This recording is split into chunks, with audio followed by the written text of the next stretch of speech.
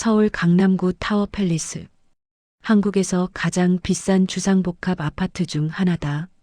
로비에는 대리석 바닥이 반짝이고 샹들리에가 빛난다. 70대 초반의 김순자는 낡은 등산복 차림으로 이곳에 서 있었다. 손에는 고향 경상도에서 가져온 김치와 된장이 든 보자기가 들려 있었다. 301동 5002로 갑니다. 경비원이 의아한 눈빛으로 전화를 걸었다. 순자는 보자기를 매만졌다. 3일 밤을 새워 담근 김치였다. 아들이 좋아하던 맛이었다. 엘리베이터가 50층까지 올라갔다. 문이 열리자 큰아들 민준이 당혹스러운 얼굴로 서 있었다. 엄마, 왜 갑자기 오셨어요? 연락도 안 하고. 애들 보고 싶어서 왔지. 김치도 담갔는데 너희 주려고 내가 어렸을 때 제일 좋아하던 그 맛으로. 며느리 수진이 나타났다. 에르메스 홈웨어를 입은 그녀는 시어머니의 차림새를 위아래로 훑어봤다. 낡은 등산복 때 묻은 운동화, 시골 냄새. 어머님, 이 아파트 로비 지나오실 때 경비 아저씨가 뭐라고 안 하셨어요? 여기 고급 주상복합인데 보통 사람들은 함부로 못 들어오거든요. 뭐? 경비분이 친절하게 안내해 주시던데. 일단 들어는 오세요. 근데 어머님, 다음부터는 그런 옷 입고 오지 마세요. 여기 사람들이 뭐라고 생각하겠어요. 우리 체면도 있고. 거실로 들어서자 눈이 부셨다. 전면 유리창 너머로 한강이 한눈에 내려다 보였다. 이탈리아산 대리석 바닥, 프랑스 명품 소파, 독일제 주방 기기들. 순자는 감히 아무것도 만질 수가 없었다. 민준이 소파에서 일어났다. 명품 시계를 찬 38배 IT 벤처 기업 대표였다. 엄마, 갑자기 오시면 어떡해요? 우리 오늘 저녁에 회사 투자자분들 오시는데 중요한 미팅이에요. 아, 그래? 그럼 내가 저녁 준비 도와줄까? 엄마가 너 좋아하는 갈비찜 해줄게. 아니에요. 수진이 급하게 말을 끊었다. 어머님 음식은 저희 입맛이랑 안 맞아서요. 너무 짜고 양념도 세고 그냥 이 집 가시는 게 좋을 것 같아요. 손님들 오시기 전에요. 순자의 가슴이 철렁했다. 그럼 지훈이라도 보고 갈게. 돌까친한 지훈이가 침대에 누워 있었다. 순자의 얼굴이 환해졌다. 아이고, 우리 지훈이. 할머니 왔다. 어머님, 지금 막 지울 참이에요. 깨우지 마세요. 그냥 잠깐만 안아볼게. 순자가 손주를 안으려는 순간 수진이 재빠르게 가로막았다. 안 돼요. 어머님 옷에 냄새 배면 애가 못 자요. 나중에 목욕도 다시 시켜야 하고. 순자는 더 이상 말하지 못했다. 손주를 안아볼 수조차 없다는 사실에 가슴이 찢어졌다. 일주일 후 민준이 전화를 걸어왔다. 순자는 시장 일을 마치고 집에 돌아와 있었다. 엄마, 다음 주 토요일에 지훈이 돌잔치 하는데 오실 거죠? 당연하지. 손주 돌잔치에 할머니가 안 가면 되겠니? 엄마가 미역국이랑 송편도 만들어 갈게. 아, 아니에요. 그런 거 안 가져오셔도 돼요. 다 케이터링으로 준비했어요. 그래도 할머니가 직접 만든 게.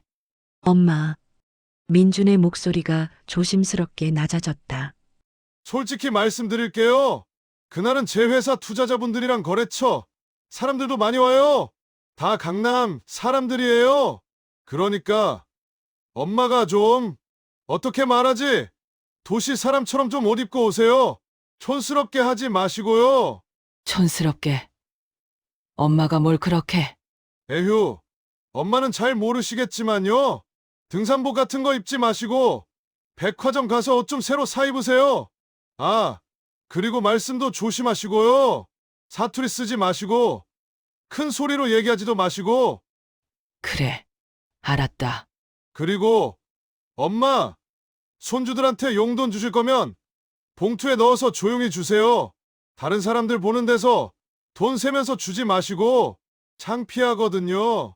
전화를 끊은 순자는 한참 동안 멍하니 앉아 있었다. 30년 전 남편을 교통사고로 잃었다. 그때 민주는 초등학교 3학년 동생 민호는 5살이었다.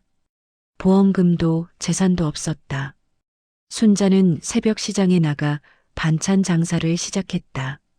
겨울에는 손이 얼어서 김치를 썰 수 없을 정도였다. 여름에는 더위에 쓰러질 뻔했다. 하지만 포기할 수 없었다. 아들들을 대학에 보내야 했다. 민준이 대학에 갈 때는 남편이 남긴 유일한 재산인 작은 집까지 팔았다. 전세금으로 학비를 댔다. 민주는 명문대에 합격했고 순자는 기뻐서 울었다. 내가 그렇게 창피한 엄마였나? 하지만 순자는 손주를 위해 백화점으로 향했다. 200만 원짜리 정장을 샀다. 미용실에서 30만 원을 썼다. 통장 잔고가 줄어들었지만 순자는 참았다. 돌잔치 당일 강남의 유명 예식장. 순자는 새 옷을 입고 조심스럽게 입장했다. 하지만 수지는 시어머니를 보자마자 인상을 구겼다. 어머님 그 옷은 뭐예요? 오래 시즌 것도 아니고 색깔도 좀. 아유, 됐어요. 어머님, 저기 구석 자리에 앉아 계세요. VIP 손님들이 앞쪽 자리에 앉으실 거거든요. 구석? 엄마는 할머니인데. 어머님, 제발 좀 조용히 계세요. 사람들이 쳐다보잖아요. 돌잔치는 화려했다. 300명이 넘는 하객들로 가득 찼다. 민준의 사업 파트너들, 투자자들, 강남 사모님들 모두가 명품으로 치장하고 있었다. 순자는 맨 뒤 구석 자리에 앉았다. 무대에서 손주 지훈이가 돌잡이를 하는 모습이 작게 보였다. 청진기를 잡았다. 의사 될 거래요. 역시 민준 씨 아드님답네요. 순자는 눈물이 났다. 저렇게 가까이 가서 보고 싶은데 구석에서만 바라봐야 했다. 옆 테이블에서 명품 핸드백을 든 여자들이 수군거렸다. 저기 계신 분이 신랑 어머니세요? 한 여자가 수진에게 물었다. 아, 네. 시골에서 오신 분이에요. 수진은 목소리를 낮췄지만 순자에게 들릴 만큼 컸다. 저희가 좀 케어를 못 해드려서 옷 센스도 그렇고 말투도 좀 그러시거든요. 요즘 시대랑 안 맞으시잖아요. 아이고, 그래도 그게 그렇지가 않아요. 여자들이 순자를 쳐다봤다. 순자는 고개를 더 숙였다. 30년간 시장 바닥에서 살아온 손이 떨렸다. 민준이 무대에 올라 마이크를 잡았다. 조명이 그를 비췄다. 오늘 이렇게 귀한 시간 내서 와주신 모든 분들께 진심으로 감사드립니다. 저는 정말 아무것도 없는 상태에서 시작했습니다. 맨 땅에 헤딩하듯이 사업을 시작해서 밤낮 없이 일하고 실패하고 다시 일어서기를 반복했습니다. 그렇게 10년을 달려왔고 오늘 이 자리까지 왔습니다. 사람들이 박수를 쳤다. 순자의 가슴이 철렁 내려앉았다. 민주는 계속 말했다. 앞으로도 더 크게 성장하겠습니다. 여러분의 믿음에 보답하겠습니다. 감사합니다. 우레와 같은 박수가 터져 나왔다. 하지만 그 어디에도 어머니라는 단어는 없었다. 집을 팔아 학비를 댄 이야기, 시장 새벽 장사로 생활비를 번 이야기, 30년간의 희생은 한마디도 없었다. 순자는 조용히 눈물을 닦았다. 아무도 몰랐다. 구석 자리에 앉은 늙은 여자의 눈물을 아무도 신경 쓰지 않았다. 잔치가 끝나고 순자는 조용히 일어났다. 보자기에 쌓은 용돈 봉투를 꺼냈다. 300만 원이 들어 있었다.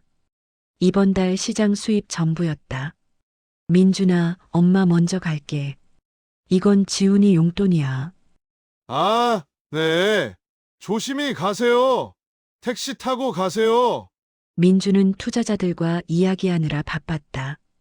봉투를 받으면서도 눈길 한 번 주지 않았다. 돌아보지도 않았다. 한 달 후 민준이 다시 전화했다.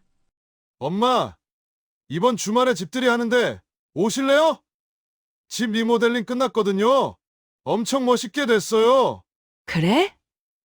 축하한다. 엄마가 팝 해줄까? 아니요. 케이터링 시켰어요. 프랑스 요리 나와요. 그냥 구경만 하시면 돼요. 주말 순자는 또다시 타워 팰리스를 찾았다. 리모델링된 집은 마치 호텔 같았다. 와, 민준아. 정말 멋지다. 이거 얼마나 들었니? 5억 정도요?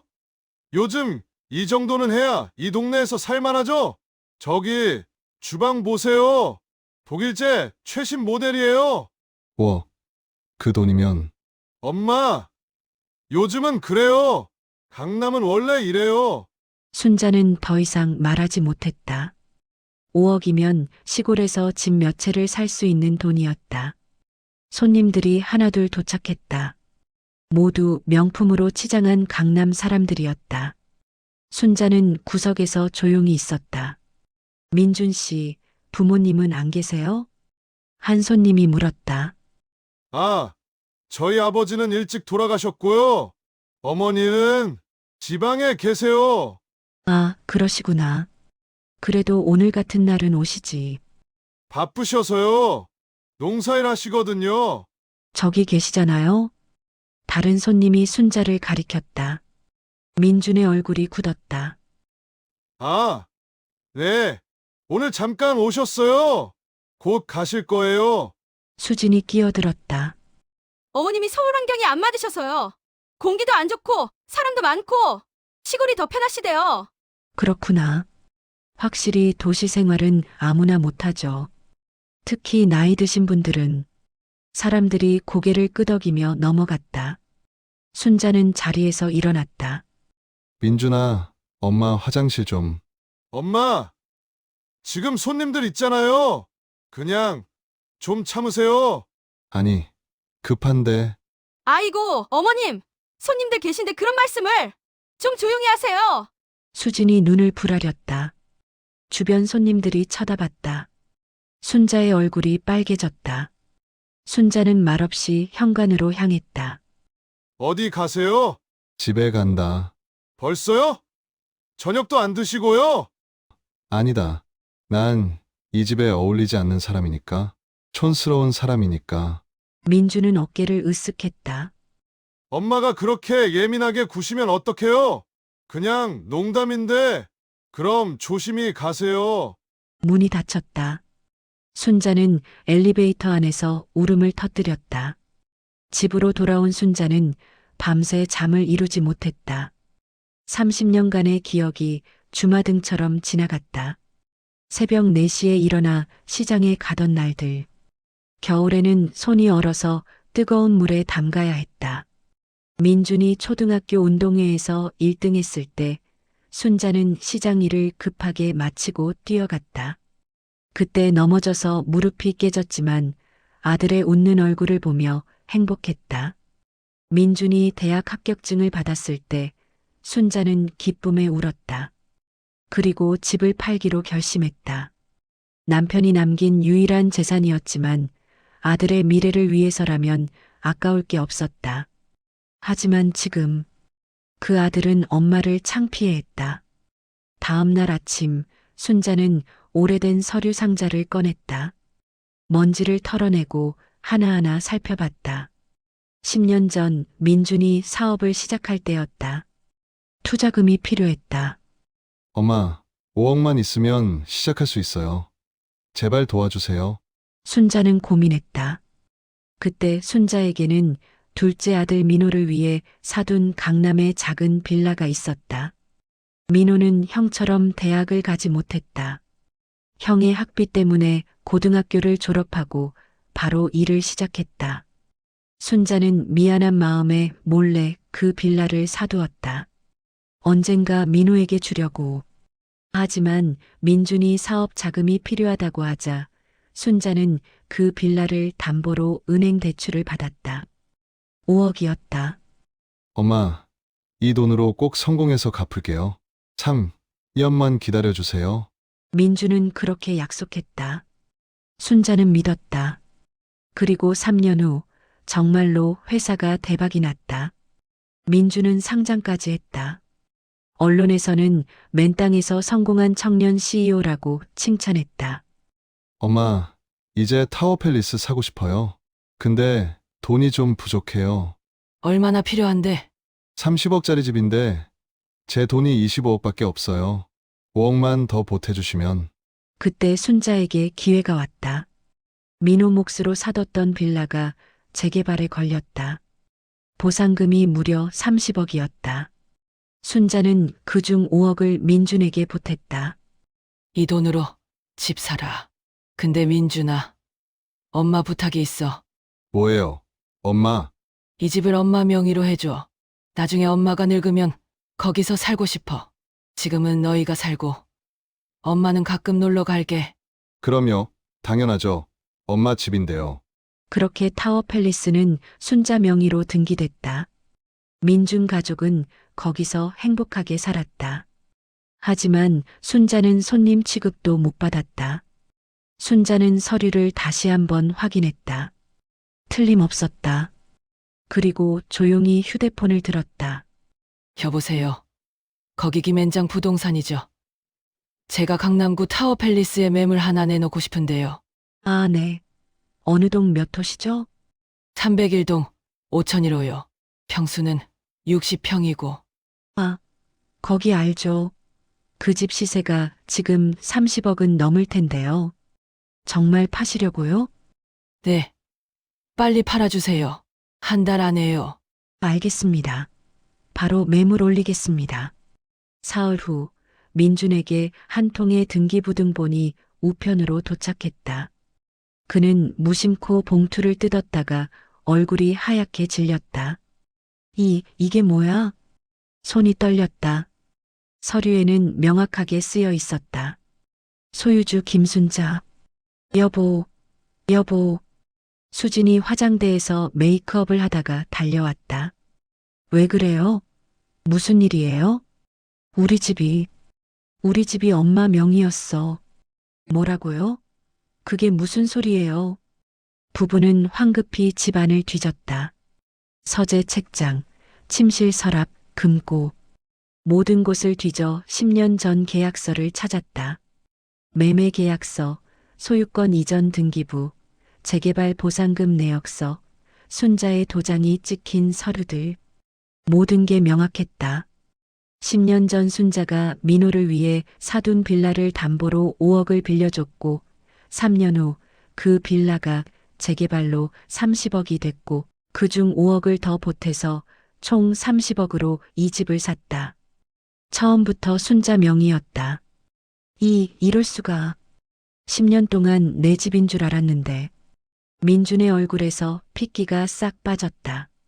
수지는 히스테리를 부렸다. 어머, 어떡해.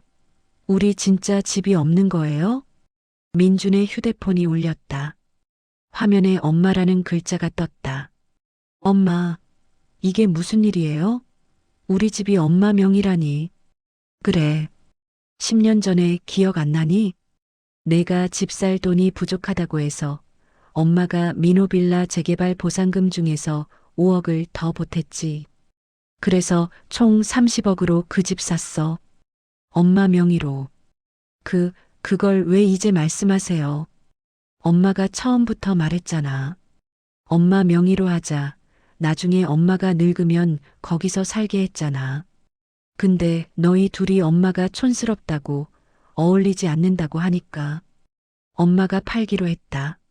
엄마, 그게 무슨 말씀이세요? 순자의 목소리는 차가웠다. 돌잔치 때 기억 안 나니? 시골에서 오신 분이라고 했잖아. 집들이 때는 지방에 계신다고 했고 엄마가 촌스럽고 창피한 거 다 알아. 엄마 아니에요. 그건 오해예요. 민주는 필사적으로 변명했다. 하지만 순자는 끊지 않고 계속 말했다. 민준아, 엄마가 30년 동안 뭐하고 살았는지. 아니, 내 아버지가 죽고 나서 엄마는 새벽 4시에 일어나서 시장 갔어. 김치 썰고 반찬 만들고 저녁 10시까지 일했어. 일요일도 없었어. 엄마, 겨울에는 손이 얼어서 감각이 없을 정도였어. 여름에는 더워서 쓰러질 것 같았어. 그래도 참았어. 너희들 학교 보내야 하니까. 전화 너머로 순자의 목소리가 떨렸다. 내가 대학 들어갔을 때 엄마는 기뻐서 울었어. 시장 사람들한테 떡 돌렸어. 우리 아들 명문대 갔다고 자랑했어. 그게 얼마나 자랑스러웠는지 몰라.